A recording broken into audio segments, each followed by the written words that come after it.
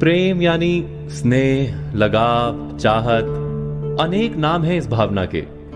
हम सब किसी ना किसी से प्रेम करते हैं। माता पिता से, प्रेयसी से या पत्नी से, संतानों से, परिवार या मित्रों से।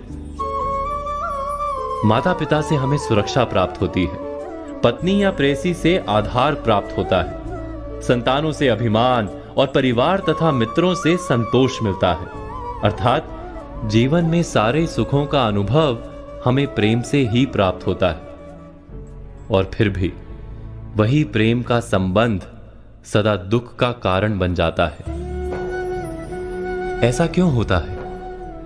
प्रेम का स्वाद भी कभी मीठा तो कभी कड़वा क्यों लगता है? क्या हम वास्तव में प्रेम को समझ ही नहीं पाते? इसे समझने के लिए हमें स्मरण करना होगा प्रेम या चाहत के अनुभव का। क्या विचार चलते हैं हमारे मन में जब हम किसी से प्रेम करते हैं? जब गहरे प्रेम का अनुभव होता है तो हम सोचते हैं कि उस व्यक्ति को हम सारा सुख दे दें, सब कुछ दें जो हमारे पास है। बदले में हमें किसी वस्तु की इच्छा नहीं होती। क्या यह सत्य नहीं? जब हम किसी को चाहते हैं तब हम उससे कुछ नहीं चाहते। प्रेम वास्तव में उस संबंध को कहा जाता है जिस संबंध से हमें कोई आशा, कोई चाह, कोई मांग ना हो। जैसे ही कोई मांग मन में प्रवेश करती है, वैसे ही प्रेम हृदय से विलुप्त हो जाता है, चला जाता है। जैसे रोग के कारण जीभ मैली हो जाती है और मीठा फल कड़वा लगता है।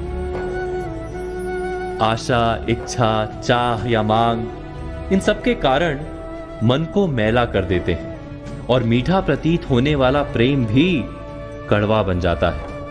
अर्थात प्रेम उस संबंध का नाम है जिसमें कोई मांग नहीं। प्रेम की बात करते ही साथ विचार आता है घृणा का। घृणा का अनुभव किसने नहीं किया? किसी व्यक्ति का नाम सुनते ही मन में कड़वाहट आ जाए, हमारे अंतर में इच्छा जागे कि उस व्यक्ति का सर्वनाश हो। वही तो घृणा है ना?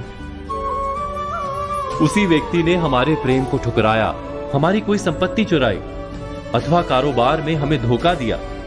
ऐसे कई कारण भी हम सोच लेते हैं। लेकिन क्या वास्तव में किसी के कार्य का हमारी घृणा से कोई संबंध है? विचार कीजिए।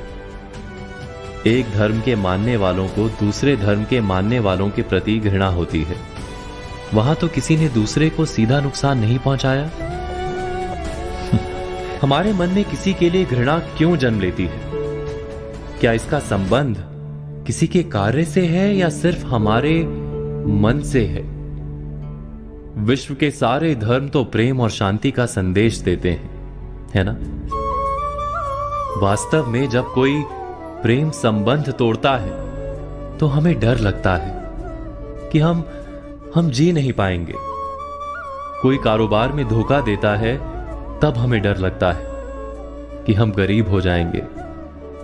किसी दूसरे धर्म के मानने वाले को जब मिलते हैं तो हमें भय लगता है कि हमारी श्रद्धा डगमगा ना जाए।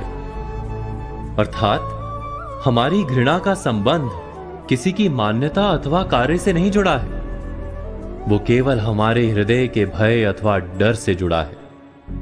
जिसके हृदय से डर चला जाता है, जो पूरी तरह निर्भय हो जाता है, वो किसी से भी घृणा कर ही नहीं सकता। और डर के पार जाना अनिवार्य है, क्योंकि डर वो दीमक है जो मनुष्य की आत्मा को खा जाता है। इस सब पर आप चिंतन, मनन, विचार अवश्य कीजिएगा।